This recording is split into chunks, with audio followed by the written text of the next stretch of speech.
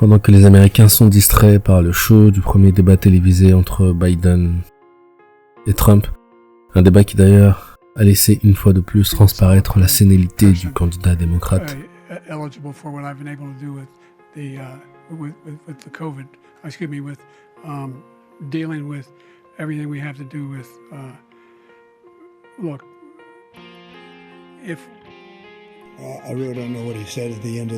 Une sénilité qui est désormais mondialement connue, car la vérité c'est que cet homme ne maîtrise absolument rien. Depuis le début de son mandat, il ne sait pas ce qu'il dit, il ne sait pas non plus où il se trouve.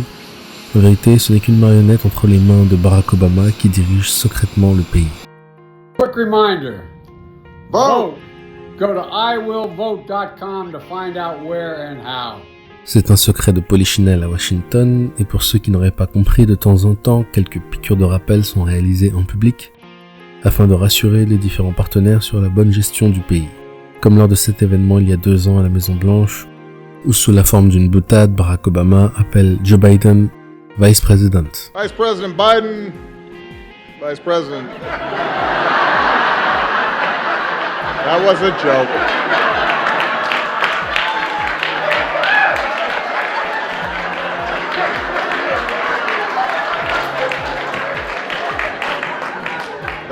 Puis il finit par dire « My President », car c'est effectivement son président personnel. Et bien pendant ce temps, Poutine consolide ses alliances avec les dragons asiatiques. Président russe, le dictateur nord-coréen a sorti le grand jeu. Pour sa première visite en Corée du Nord depuis 24 ans, Vladimir Poutine est venu signer un accord de défense mutuelle avec Pyongyang, l'occasion d'adresser un avertissement clair à l'Occident. La Russie et la Corée mènent toutes deux une politique étrangère indépendante et n'acceptent pas le langage du chantage et du diktat. Kim Jong-un a quant à lui salué l'avènement d'une nouvelle ère avec Moscou et exprimé son soutien inconditionnel à celui qu'il qualifie de meilleur ami de son pays.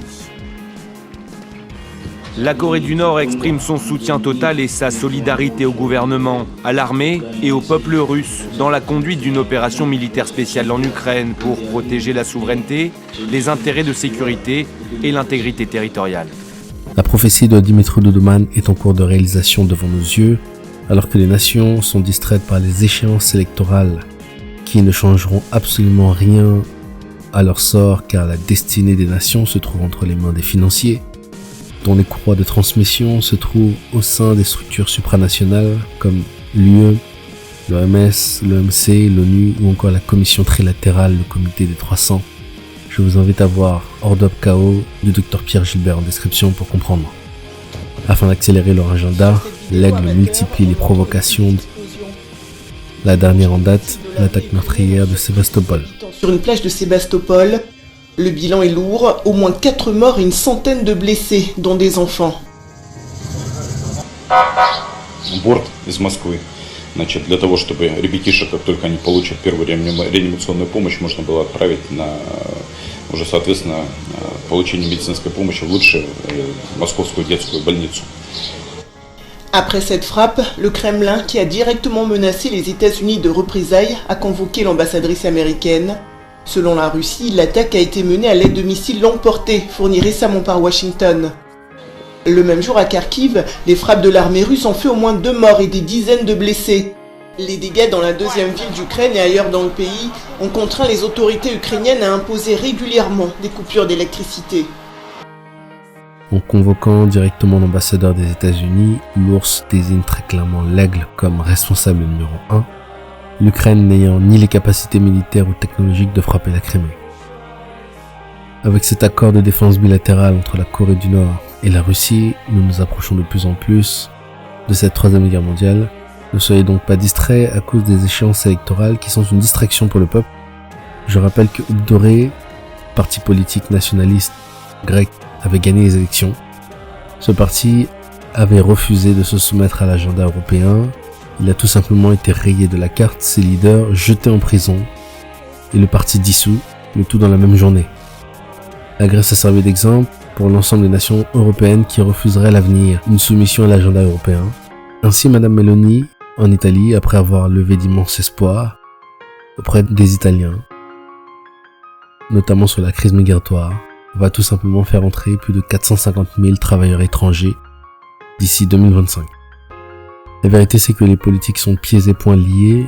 Ils ne peuvent pas faire ce qu'ils veulent. Ils sont tenus par des forces considérables qui les dépassent. Ces forces sont elles-mêmes animées sous l'impulsion de la prophétie biblique afin de mettre en place le dernier empire global. La mise en place de cet empire passe par la dilution des États-nations dans des blocs supranationaux, conformément à Daniel 2, verset 43. Et comme les doigts des pieds étaient en partie de fer et en partie d'argile, ce royaume sera en partie fort et en partie fragile. Tu as vu le fer mêlé avec l'argile, parce qu'ils se mêleront par des alliances humaines. Mais ils ne seront point unis l'un à l'autre, de même que le fer ne s'allie point avec l'argile. Ne cherchez donc pas à combattre la prophétie, ce sont des jugements de Dieu. L'Italie est jugée parce qu'elle a rejeté la parole de Dieu. La France est jugée depuis longtemps parce qu'elle a rejeté Christ, en dépit de réveils multiples qui ont eu lieu sur son territoire. Chrétiens, sachez, pour ceux qui votent, ce qui n'est pas mon cas, mais pour ceux qui votent comme pour ceux qui ne votent pas, les élections ne changeront rien. Prions pour que le Seigneur nous donne un délai supplémentaire.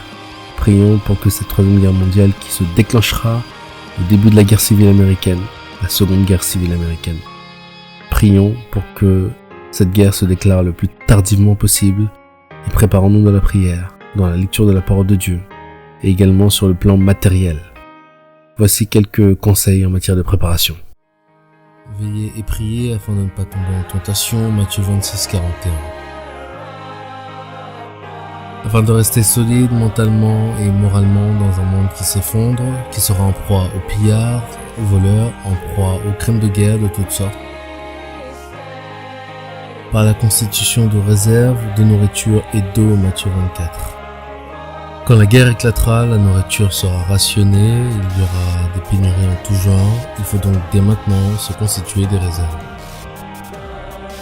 En refusant d'aller au combat, Apocalypse 13 verset 10, sauf ordre contraire du Seigneur. L'enrôlement sera obligatoire, vous devrez faire preuve de la plus grande résistance, car nous ne combattons ni la chair ni le sang, notre combat est spirituel. Bien entendu, il est normal de défendre son pays lorsque celui-ci est attaqué, mais cette guerre ne correspond aucunement à ce contexte. C'est une guerre de mondialistes. Nous devons refuser d'être les pantins et la chair à canon de ces serviteurs de Satan, car nous sommes le sel de la terre et la lumière du monde. En vous cachant, Proverbe 22, verset 3.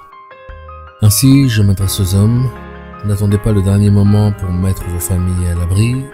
Vous pouvez d'ores et déjà vous préparer un repli vers des pays neutres comme la Suisse, ou encore vers l'Amérique latine, ou vers l'Afrique, des zones qui seront épargnées.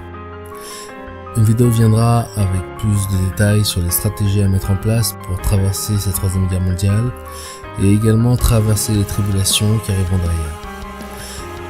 Toute tentative de se prémunir contre ce qui arrive est vaine si vous n'êtes pas né de nouveau.